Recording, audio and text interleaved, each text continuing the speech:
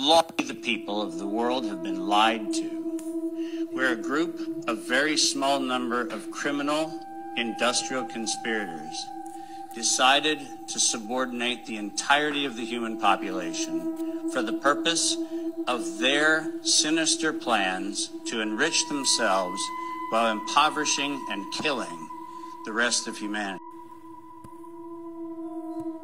Food, screens, noise, they want you anxious, confused, spiritually flatlined. But guess what? TikTok.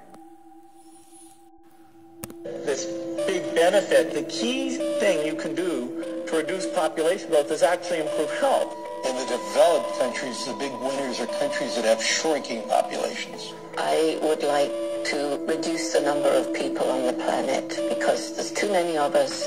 When we invest in clean energy and electric vehicles and reduce population, more of our children can breathe clean air and drink clean water. The world today has 6.8 billion people. That's headed up to about... Now, if we do a really great job on new vaccines, healthcare, reproductive health services, we could lower that. When the words acceptable death rate become part of an industrial norm, we have lost the plot of humanity. And that's not my words.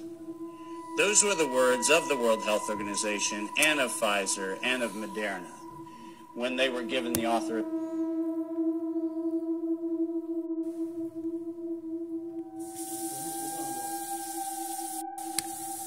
Things that are, genetically modified organisms, and we're injecting them in little kids' arms. We just shoot them right into the vein. What the? So in the next 5 to 10 years, for the next pandemic, we'll solve all those problems. You say that there will be another pandemic? Absolutely. We don't know when. This next pandemic is a matter of when, not if. We know what's next. We're going to have another major coronavirus pandemic before the end of this decade, before 2030. If we really want to prevent the next pandemic, and there will be one, there will absolutely be an outbreak of another pandemic. It may be next year. We need more money to plan for the second pandemic. There's going to be another pandemic.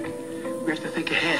We definitively will have to face other surprises, black swans, as they are called, and maybe different kinds of viruses. But also there will be a surprise outbreak. Most of the work we're going to do to be ready for pandemic 2, I call this pandemic 1. We just need to mess around. The EPA recently approved an experimental use permit to Oxitec.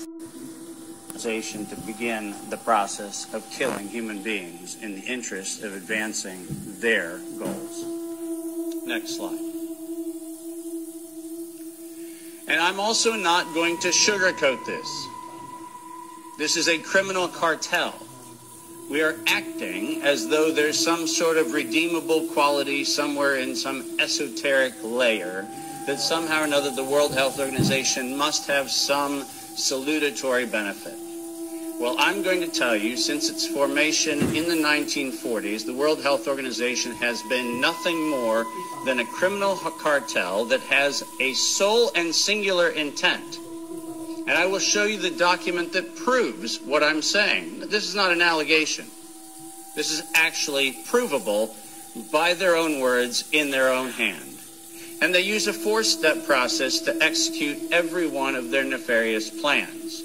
They begin by planning an exercise, then they go to the business of funding that exercise, then they create the rationale for the thing that they're going to do, and then they deploy and profit from it.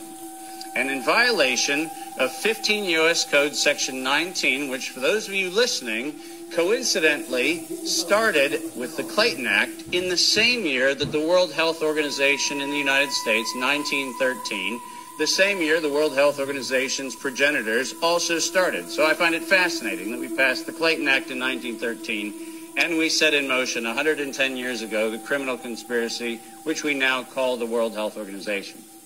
110 years later. And in violation of TIFU, or TEFU, I don't even know how to say it, the TFEU, the treaty allegedly for the functioning of the European Union, which I think needs to now be called the Treaty for the Dysfunctional European Cabal. Article 101 unambiguously lays out the conditions that this was never a public health anything.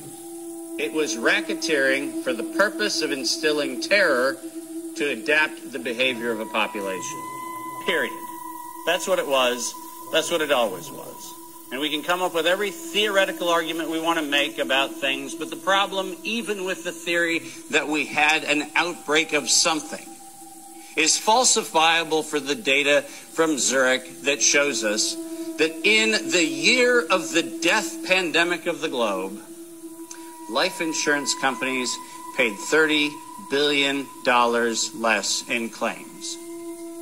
Now, if there's a medical professional or a social professional or anybody else who wants to debate that we could develop a virus cunningly that could find out your bank account, your insurance policy statements, and whether you're paid up on your premiums, that's a big ask. It turns out that the data is unambiguous. We did not have a pandemic. We had genocide. And we need to call it what it is. Reducing population growth, that's this big benefit. The key thing you can do to reduce population growth is actually improve health. In the developed countries, the big winners are countries that have shrinking populations. Next slide. When I say we planned it, let's make sure we understand exactly the not-so-fine print of the fine print. And I want to call your attention first to the right-hand column of the slide. This is the 2011 data that the World Health Organization, the Wellcome Trust, PATH, and the Gates Foundation did on their wonderful worldwide program for a malaria vaccine for children under the age of 6 months of age. And in their clinical trial, it's helpful to point out that they murdered 66 children in the vaccine. It has 6.8 billion people. That's headed up to about 9 billion. Now, if we do a really great job on new vaccines, healthcare, reproductive health services, we could lower that. We're taking things that are, genetically modified organisms, and we're injecting them in little kids' arms. We just shoot them right into the vein. Cunningly use the term control for a control group in which they murdered 28 children. Now, the reason I said murdered, and the reason why I use that term, is because it's exactly what it was. Because it turns out that this control group was not a saline injection. It was not some sort of innocuous, innocent thing. It was actually a cocktail of other known pathogenic disease-carrying injections.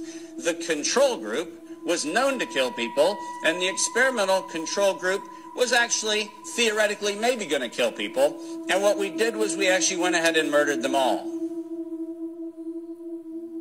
And cunningly, under Article 5, Section 13, which I've put on this slide, I want you to understand why I said, at its formation in 1947, when the WHO was funded and founded, it was funded and founded by people intent to commit a crime because of their own language.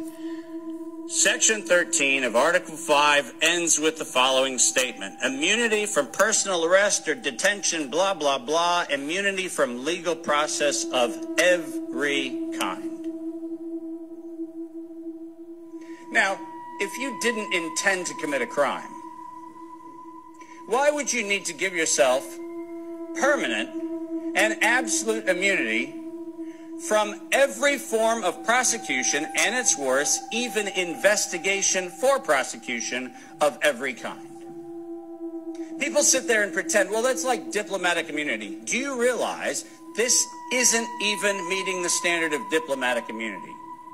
This is a criminal organization who set in motion their own law to protect themselves against crimes they knew they were going to commit. And when I say they knew they were going to commit, I mean they knew it.